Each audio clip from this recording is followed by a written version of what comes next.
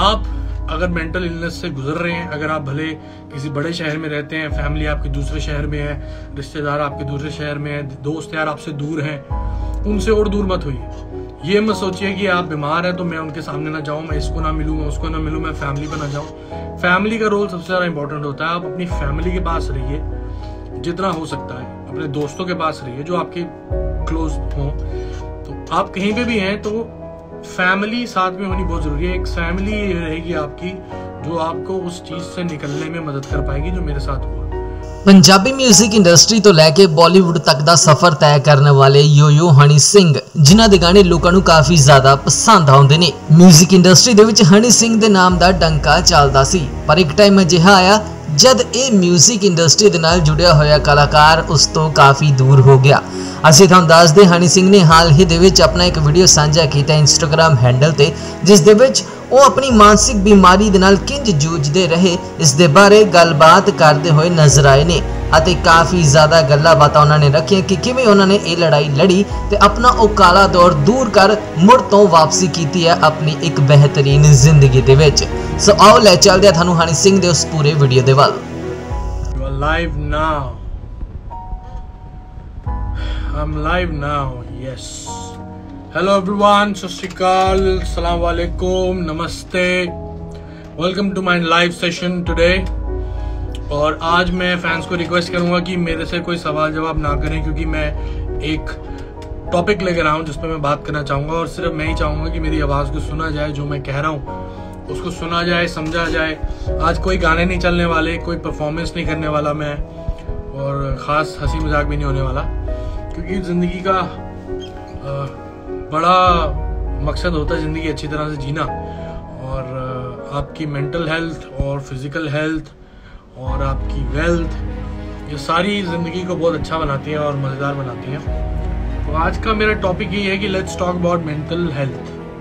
और जितने भी लोग मानसिक बीमारी से जूझ रहे होते हैं या जूझते जूझते थक जाते हैं, तो ये उनके लिए एक छोटा सा मेरी तरफ से कंट्रीब्यूशन है। और उन लोगों के लिए भी है जिनको एग्जैक्टली पता ही नहीं है कि मेंटल हेल्थ होती क्या चीज़ है। और बहुत सारी बातें इसमें मैंने कुछ पॉइंटर्स बना रखे हैं। I will keep it very short and quick. इसको ज़्यादा बोर नहीं करना चाहूँगा मैं, बस मेरे पास जो इन्फॉर्मेशन है, जो मेरा लाइफ का एक्सपीरियंस रहा है मेरी मेंटल इलनेस के दौरान, मैं वो आप सबसे शेयर करूँगा। आवाज़ ठीक है? ओके, अगर आप सबको मेरी आवाज़ ठीक आ रही है तो प्लीज़ थम्स अप दीजिए, क्योंकि कभी कभी ऐसा होता है कि आवाज़ ठीक नहीं आ रही होती इंस्टा लाइव पे। और गुड है,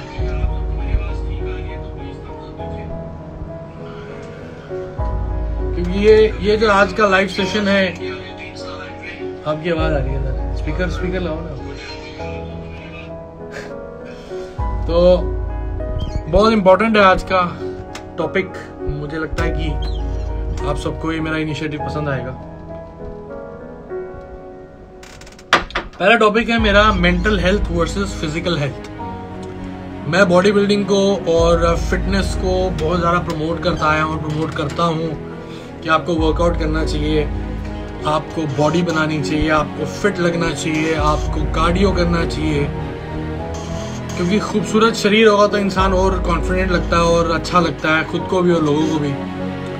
तो जितना हम ध्यान देते हैं फिजिकल हेल्थ का, उतना ध्यान हमें मेंटल हेल्थ का रखना बहुत ज़रूरी है। जब तक मुझे ये दिक्कत नहीं होती, मुझे लगता नहीं था इस चीज़ का कोई महत्व है लाइफ के अंदर कि यार मेंटल हेल्थ क्या होती है, ये क्या होता है। सब कुछ फिजिकल हेल्थ है। अगर आपको खांसी जुकाम है तो आपकी गति रुक जाती है लाइफ के अंदर, और आप एक हफ्ता 2 हफ्ते में, एक हफ्ता 4-5 दिन में आप ठीक हो जाते हैं, फिर आप फिर से काम पे लग जाते हैं। तो जो मेंटल हेल्थ है वो बंदे को बहुत टाइम तक और बहुत ज़्यादा शैटर कर सकती है और हिला सकती है। इसके थॉट मेरा यही है कि जितना हम टाइम अपने शरीर को देते हैं, जितना हम टाइम बॉडी बिल्डिंग को देते हैं, जितना हम टाइम अच्छा दिखने को देते हैं, उतना हमें अच्छा सोचने के लिए भी अपना वक्त गुजारना चाहिए कि हमारा मेंटल हेल्थ फिट होनी चाहिए। इसके बहुत सारे तरीके हैं जो आगे जाके डिस्कस करेंगे हम। और नेक्स्ट पॉइंट है self acknowledgement and it's happening to you and acknowledge it. तो मेंटल हेल्थ का सबसे बड़ा ये है पंगा या इसका फंडा या फॉर्मूला कि आपको ये मानना पड़ेगा कि आपको ये मेंटल इलनेस कुछ हो गया है, क्योंकि जब तक आप खुद नहीं मानेंगे तब तक आप उसको ठीक नहीं कर पाएंगे और ना ठीक करवा पाएंगे किसी से। तो अगर आपको लगता है या आपके घर परिवार वाले आपको जो ऑब्जर्व कर रहे हैं लाइफ में, ज़िंदगी में, उनको लग रहा है कि हाँ ये बंदा थोड़ा मेंटल हेल्थ का इशू इसको लग रहा है, तो आप उस चीज़ को मानिए, आप उस चीज़ को एक्नॉलेज कीजिए कि हाँ यार अगर सब लोग ऐसा कह रहे हैं तो शायद मेरा कहीं ना कहीं मेंटल फिटनेस ठीक नहीं है। तो आप उसको एक्नॉलेज करें और उसको ठीक करने के लिए पूरी जल्दोजहद करें और ठीक करें उस चीज़ को। ठीक करने के भी बहुत सारे तरीके हैं। आज इस लाइव सेशन में मैं सिर्फ छोटी छोटी बातें ही कवर करना चाहूँगा, इजी बातें। तो मैं कोई डॉक्टर नहीं हूँ, मैं कोई बहुत बड़ा ज्ञानी स्कॉलर नहीं हूँ जो आपको बता पाऊँ कि क्या करना चाहिए क्या नहीं। मैं कुछ थोड़ा अपनी चीज़ें वो शेयर कर रहा हूँ कि मेरे को जब ये मेंटल इलनेस हुई तो मैंने उसको मान लिया कि हाँ यार ये हो गई, और मानने के भी कई महीनों बाद मैं ठीक हो पाया, कई सालों बाद। तो अगर आप मानेंगे नहीं कि आपको यार नहीं यार मेरे को कुछ नहीं यार, मैं ठीक हूँ, मैं काम कर रहा हूँ यार, मैं बॉडी बना रहा हूँ, सब कुछ कर रहा हूँ यार, पैसा कमा रहा हूँ, मेरे को कहाँ मेंटल इलनेस। लेकिन जो आपके घर परिवार के जो आपके क्लोज दोस्त होते हैं, जो परिवार के लोग होते हैं, उनको आपके बिहेवियर से पता लग जाता है कि ये बच्चा ठीक नहीं है, ये बंदा अभी इस टाइम कुछ ना कुछ प्रॉब्लम से, मेंटल प्रॉब्लम से गुजर रहा है। तो yes, and the third topic is awareness on mental health. We need to talk more openly and the role of family. तो अवेयरनेस मैं यही बताना चाहूँगा कि इस चीज़ से छुपे मत। यार मुझे ना यार ये अजीब से थॉट आ रहे हैं यार, मुझसे ना काम नहीं हो रहा, मैं खुश नहीं रह पा रहा, मैं बहुत स्ट्रेस में हूँ यार। ये आप अपने आप से जब तक बात करते रहेंगे ना कुछ नहीं हो पाएगा। आपको ये बात सबसे करनी पड़ेगी, आपको ये अवेयरनेस और लेनी पड़ेगी कि ये होता क्या है और ये ठीक कैसे हुआ। तो we need to talk more about it, और आपको भी ये बहुत बात करनी पड़ेगी। सबसे बड़ी चीज एक और मैं मेंशन करना चाहूंगा कि हाँ वो नेक्स्ट पॉइंट में चलो। तो अब जो इस पॉइंट में ये बहुत अच्छी बात है कि रोल ऑफ फैमिली। आप अगर मेंटल इलनेस से गुजर रहे हैं, अगर आप भले किसी बड़े शहर में रहते हैं, फैमिली आपके दूसरे शहर में है, रिश्तेदार आपके दूसरे शहर में है, दोस्त यार आपसे दूर हैं, उनसे और दूर मत होइए। ये मत सोचिए कि आप बीमार हैं तो मैं उनके सामने ना जाऊं, मैं इसको ना मिलूँ, मैं उसको ना मिलूँ, मैं फैमिली पर ना जाऊँ। फैमिली का रोल सबसे ज़्यादा इंपॉर्टेंट होता है। आप अपनी फैमिली के पास रहिए जितना हो सकता है, अपने दोस्तों के पास रहिए जो आपके क्लोज हो।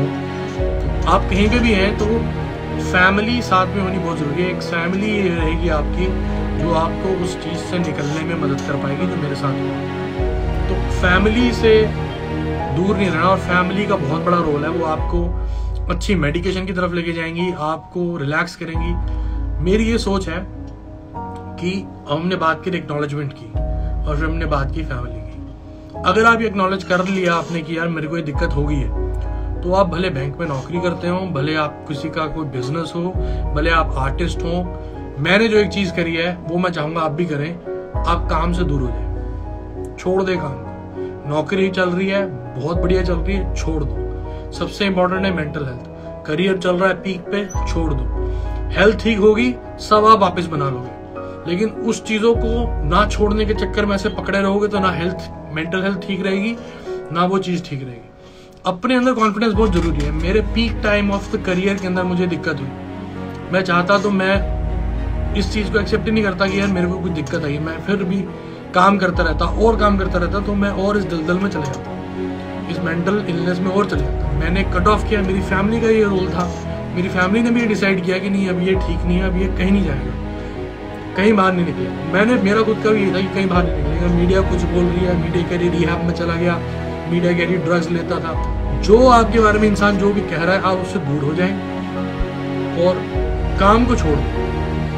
मैं आपको बता, जरूरी नहीं होता हाँ हर बंदे की लाइफ के अंदर पैसा बहुत इंपॉर्टेंट है, और जरूरी नहीं होता कि हर इंसान के पास इतना पैसा हो कि वो 6 महीने, साल, 1 साल, 2 साल काम से दूर हो पाए, लेकिन ये बहुत जरूरी है। छोड़ दो काम को। मन है तो धन है। हेल्थ ठीक रहेगी तो ही पैसा आएगा और तो ही पैसे आने का फायदा है। आप करोड़ों रुपए कमा लो और आपकी मेंटल हेल्थ ठीक नहीं है, क्या पड़ेगा? वो कचरा रहेगा। वो पैसा नहीं है, वो कचरा है।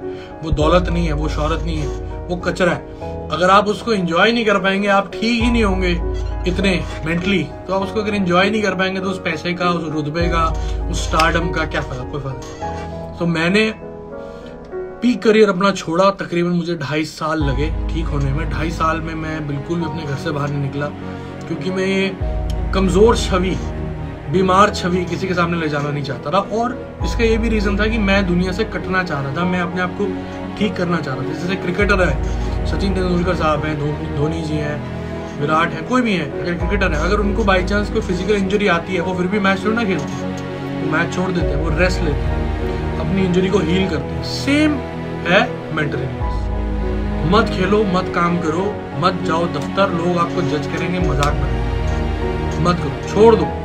कोई रिहैब जाने की जरूरत नहीं है। आपका खुद, your self is your rehab. Family में रहिए, अपनी ट्रीटमेंट करवाइए, मेडिकेशन पे रहिए, काउंसलिंग पे रहिए। चौथा पॉइंट है importance of good lifestyle in recovery along with medication and counselling. Good lifestyle का मतलब यह है कि सही वक्त पे सोना, सही वक्त पे खाना और वर्कआउट करना, बॉडी बिल्डिंग करना बहुत ज़रूरी है। मेरे को मेरे डॉक्टर्स ने कहा था कि आप बॉडी बिल्डिंग मत छोड़िए, क्योंकि वो स्ट्रेस बर्स्ट करती है। और वो एक ऐसा ही काम था जिसके लिए मैं घर से बाहर निकलता रहा 2 घंटे के लिए, और मैं वर्कआउट करके फिर घर में आता रहा। और मैं 2.5 साल किसी भी चीज़ के लिए बाहर नहीं निकला। गुड लाइफस्टाइल में यही है, अल्कोहल और बाकी सब्सटेंसेस जितने भी होते हैं टेढ़े मेढ़े जो बहुत अट्रैक्ट करते हैं लोगों को, तो उन सब से दूर रहना पड़ेगा। मेडिकेशन पे जाना पड़ेगा बहुत अच्छी। और एक और मेरी सलाह है आपसे, आप डॉक्टर के पास जाएंगे, एक्नॉलेज तो हो गया, आपने मान लिया, हो गया, फैमिली ने मान लिया, हो गया, वो आपकी हेल्प कर रही है, आप उनकी हेल्प कर रहे हो, आप ये मान रहे हो कि ये चीज़ आपको हो गई। पहला स्टेप डॉक्टर पे जाना पड़ेगा। डॉक्टर आपको दवाइयाँ लिख के देंगे, वो दवाइयाँ आपको खानी है। किसी भी डॉक्टर को 3 महीने से ज़्यादा वक्त मत दो। अगर आपको किसी भी ट्रीटमेंट को 3 महीने से ज़्यादा वक्त मत दो, नहीं तो आप वो विशेष सर्कल में ही घूमते रहोगे, कोई फायदा नहीं है उस चीज़ का। आपको खुद लड़ना पड़ेगा उस दवाइयों से, उन डॉक्टर से। आपको खुद जल्दोजहद करनी पड़ेगी ठीक होने के लिए। वो बहुत दवाइयाँ कुछ नहीं कर पाएंगे, दवाइयाँ मदद करती हैं, बिल्कुल करती हैं। दवाइयों के साइड इफेक्ट बहुत होते हैं, आप मोटे होने लग जाएंगे। आपको उसके लिए वर्कआउट करना जरूरी है, डाइट पे काम करना जरूरी है। सबसे बड़ा एक और चीज़ है कि मैं मेडिकेशन तो कर ही रहा था, मेडिकेशन के साथ मेरे को सबने बोला काउंसलिंग, जो मैं काउंसलिंग नहीं कर रहा था काफ़ी वक्त तक। और काउंसलिंग ना करना मेरे को बहुत नुकसान दे रहा था, क्योंकि मैं दवाइयाँ तो खा जा रहा हूँ ठीक करने के लिए, लेकिन जो मेरे अंदर का उबाल है, जो मैं परेशान हूँ और जो मेरी लाइफ में हो रहा है, जो मुझसे मेरे साथ हो रहा है, वो मैं किसी से शेयर ही नहीं कर रहा था। अपनी फैमिली में रह के, अपनी फैमिली के साथ मैंने नहीं शेयर करी कोई भी बात है कि मैं रोज किस लड़ाई से लड़ रहा हूँ। फिर हमने डॉक्टर चेंज किए, कई डॉक्टर थे, उनकी मेडिकेशन बहुत अच्छी थी, कई डॉक्टर थे। मुझे यही नहीं कॉन्फिडेंस आ रहा था कि यार ये आदमी मुझे ठीक कर पाएगा कि नहीं कर पाएगा। फिर भी मैंने 2 साल 2.5 साल दिए टोटल इस पूरे ट्रीटमेंट को। और आपको कहना चाहूँगा ये ठीक हो जाता है, हारना नहीं है, ये ठीक हो जाता है और आप पहले से भी अच्छी जिंदगी जियोगे, ऐसा ठीक होता है। अपने पे यकीन रखना पड़ता है, आपको खुद ही लड़ना पड़ेगा। और मेडिकेशन से ना भागें, मेडिकेशन से ना भागें, इसकी मेडिकेशन बहुत ज़रूरी है। ये दवाइयाँ जो इसके साथ आपको दी जाएंगी बहुत ज़रूरी है। आपको सोने में मदद करेगी, आपको जागने में मदद करेगी, आपको बैलेंस करेगी मेंटली, और आप सुन पाएंगे, चीज़ों को समझ पाएंगे, कुछ खा पाएंगे वक्त से। तो मेडिकेशन बहुत इंपॉर्टेंट है, काउंसलिंग भी मैंने आपको बताई थी, बहुत इंपॉर्टेंट है।